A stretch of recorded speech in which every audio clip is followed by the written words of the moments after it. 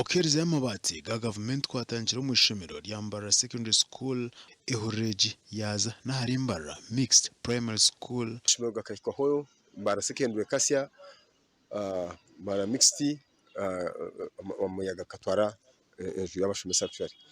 So ntsima ahabo kuba agashabere ninga gashakire kurwo mu government mu prime minister's office.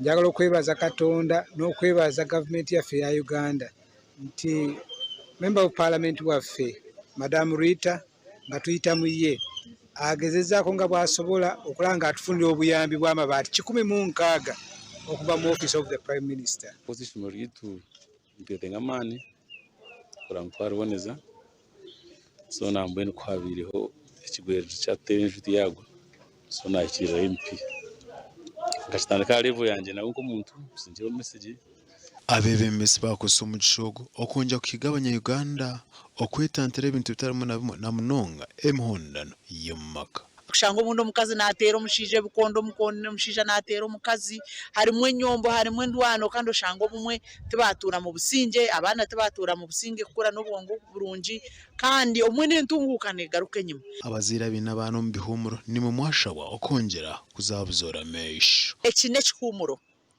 abana mu barindi nito honorable mazima tuzakurebera kimwe abo kuba bayangu watugirira omugasho amashomero gabebembeza abatakayikire mu bitu gatungira uburemezi bakakora report abebembezi bagira ngo eshaha yona nibija kubayikaho. Abo TV West ndisenyomo Gideon.